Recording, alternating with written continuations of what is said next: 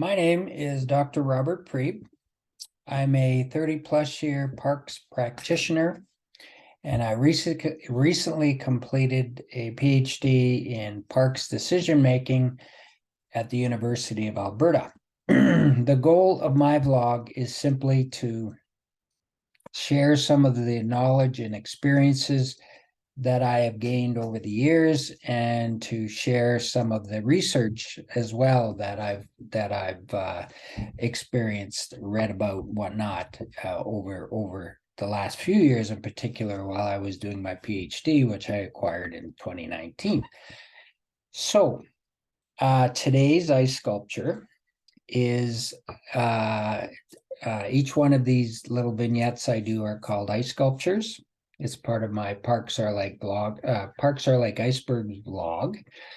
So today's ice sculpture is talking about the Lewis Farms Recreation Center, and should council support the additional $50 million for the new recreation center.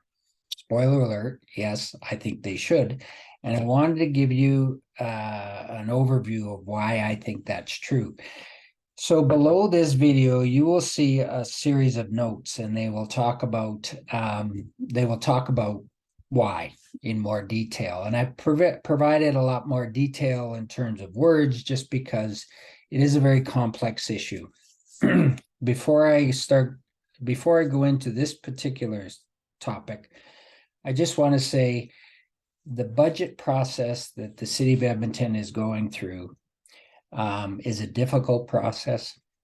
Elected officials work with the community and their staff to figure out what we should be funding and not funding. The administration has put good faith efforts to reflect from a policy perspective what expenditures are needed in the 23 to 26 period.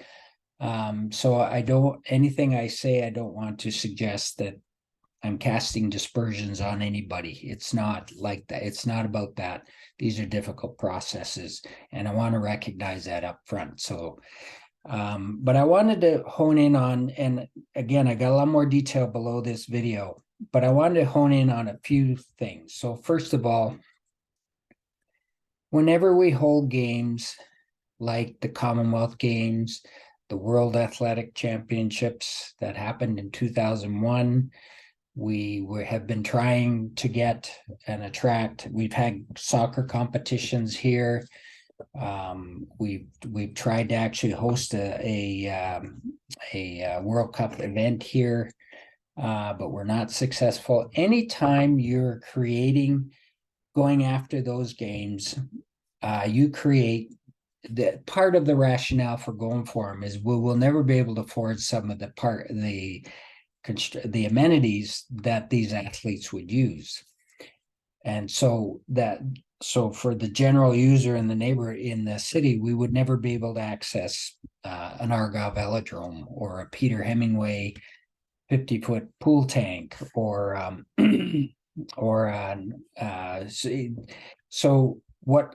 and Commonwealth Stadium, we got Commonwealth Stadium out of it, kind of thing. So the intent of these going after all these events is you're creating legacy, they call it legacy facilities, which is absolutely true and valid and something we should be doing, I believe. However, what you're also creating are legacy users.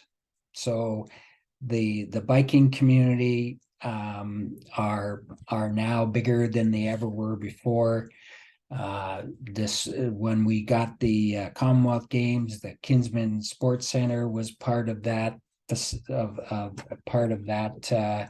Those games. So we got diving tanks and 50-meter pools out of it, a 50-meter pool out of it.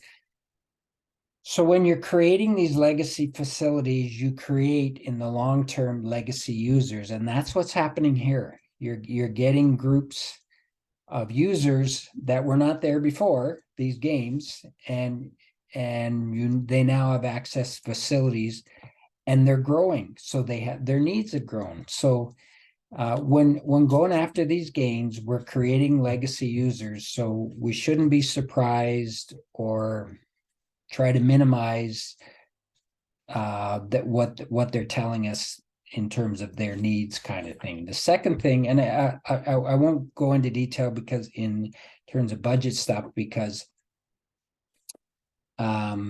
I've got detail about how they could right size the budget. I reacted a little bit to the notion of right sizing the budget, right sizing the facility to meet the budget. I think that I identified a number of opportunities to reduce the budget, and I'll leave those for councillors to think about.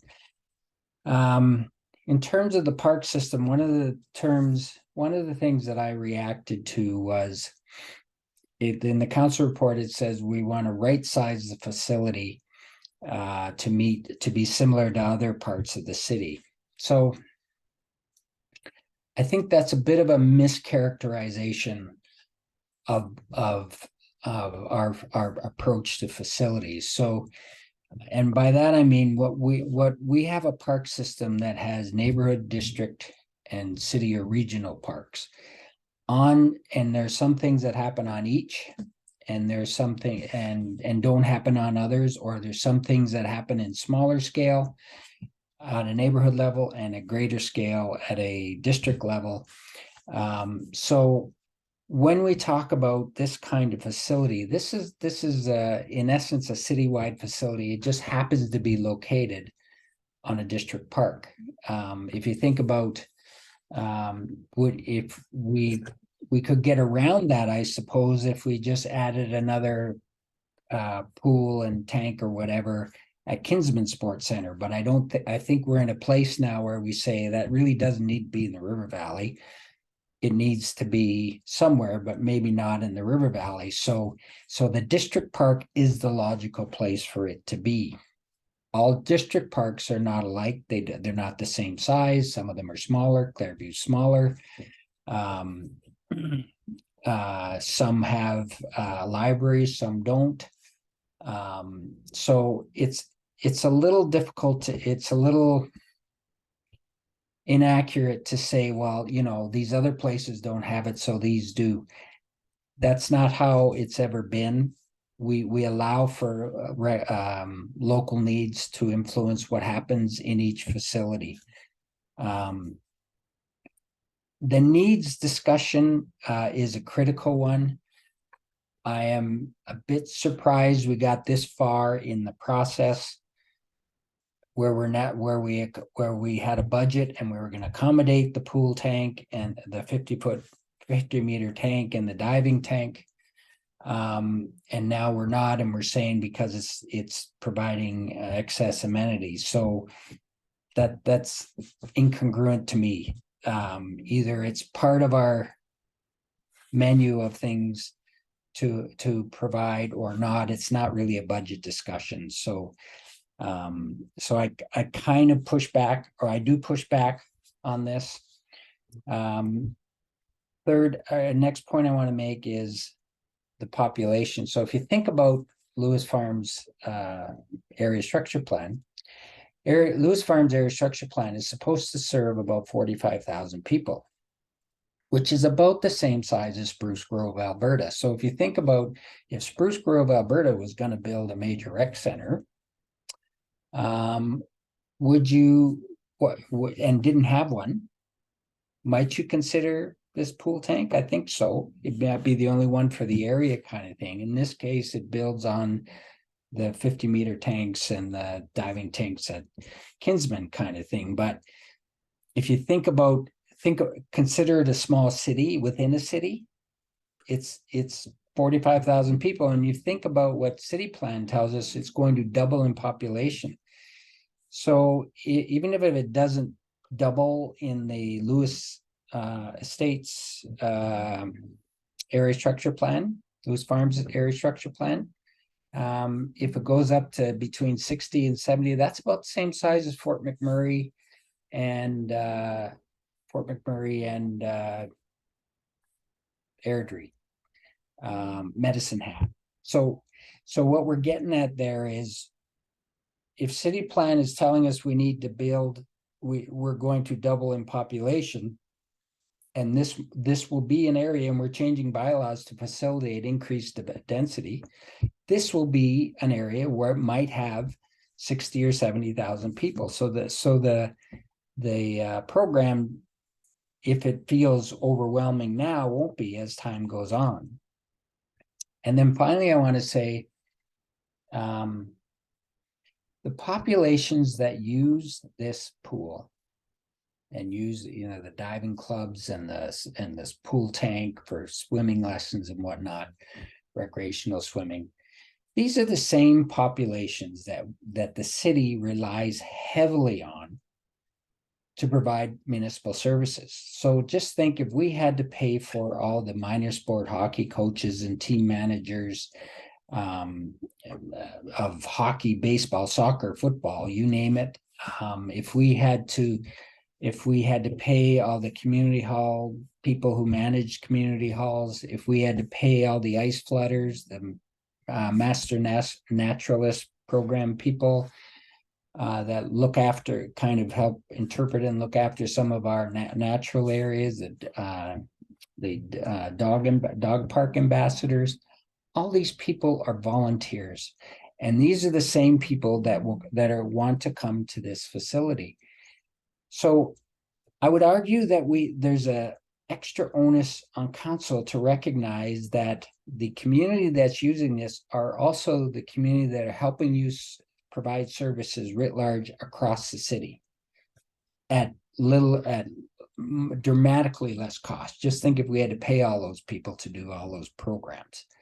But we don't, because they're volunteers, and it's a great process. It adds to community development, and it shouldn't be changed. But we also should recognize that these same people maybe deserve some different consideration compared to maybe some of the harder services. Have you ever heard of adopt a catch basin program or adopt a transit station program, cleanup program? We don't. These are all municipally funded services. We pay, union rates and all that kind of stuff, which is what we should do. But we rely on the community on parks and school sites to help provide corporate municipal services. So I will conclude with the following. So first of all, Councillor Jans made a good point about, should we be spending on a rec center, or should we be spending on social housing? To me, that's the wrong comparison. These are two highly important social needs that the community needs, that are community-based and our community needs. We want to keep our communities healthy and mentally and physically healthy. We need to provide housing, social housing, to keep our communities healthy. Everybody needs a home, that kind of thing. Comparing the two is in my view, an inauthentic kind of comparison. Think of the,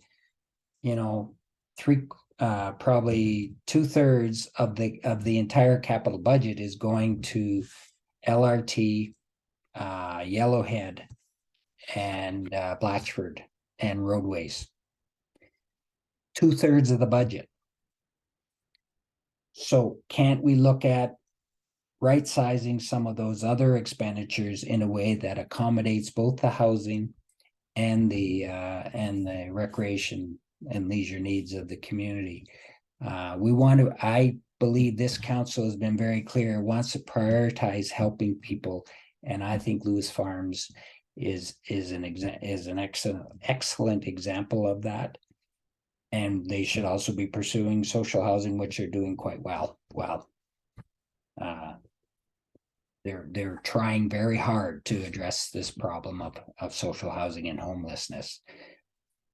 But that shouldn't be the comparison. It should be with some of the other expenditures council has. So I will leave you with that. This is my bias, that I believe a rec center is integral to the social and mental and physical health of the community, and as such should be supported.